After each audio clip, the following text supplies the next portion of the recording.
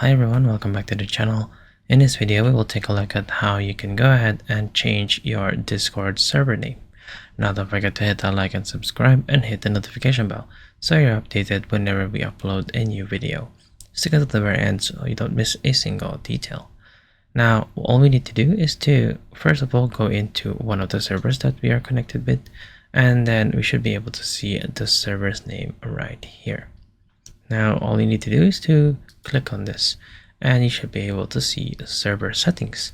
So just go ahead and click on server settings and this will be the name of the server. Currently it is called Team Timberwolves. So let's go ahead and change this into something else. So say for example apple pie, and as you can see the server name is right here and this will be the new icon. You should be able to see as well that the overall name at the top has changed as well.